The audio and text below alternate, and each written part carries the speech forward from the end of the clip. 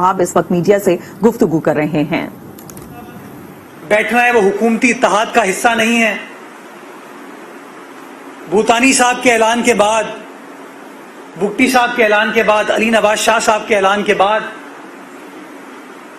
حکومت عمران خان صاحب کی حکومت اپنی میجورٹی کھو بیٹھی ہے، اور میں سمجھتا ہوں کہ ان کے پاس یا ان کو کوئی حق حاصل نہیں ہے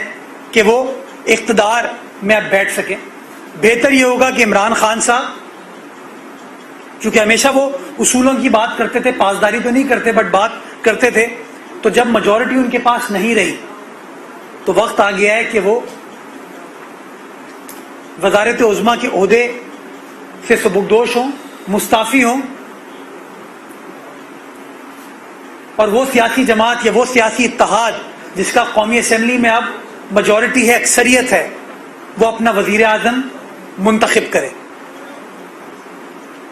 میں سمجھتا ہوں کہ اسپیکر صاحب نے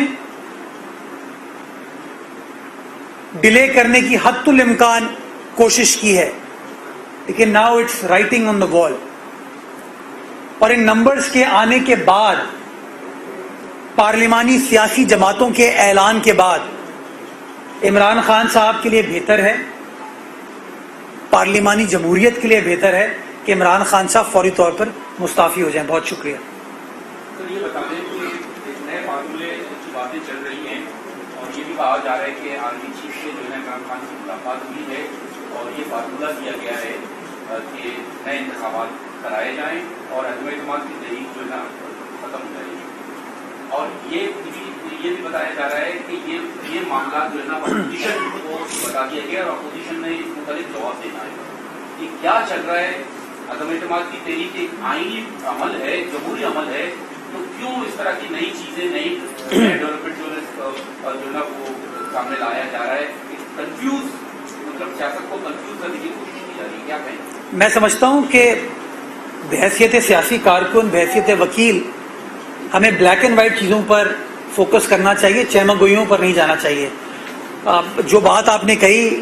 اس کی کوئی صداقت کے بارے میں تو کوئی کامنٹ کر نہیں سکتا، کیونکہ میں اس میٹنگ کا حصہ نہیں ہوں یا اس فارمولے کا حصہ نہیں ہوں، لیکن ہاں بحیثیت طالب علم قانون میں سمجھتا ہوں کہ ایک ووٹ آف نو کانفیڈنس اگر جمع ہو چکی ہے، جو ٹیبل کر دی گئی ہے، اب کوئی اور راستہ نہیں ہے اسپیکر صاحب کے پاس سوائے اس کے کہ 3 سے 7 روز کے اندر اس کے اوپر ووٹنگ کرائی جائے۔ ایک ہی راستہ بچتا ہے کہ عمران خان صاحب اگر مستعفی ہو جائیں ووٹ آف نو کانفیڈنس سے پہلے، اس کے علاوہ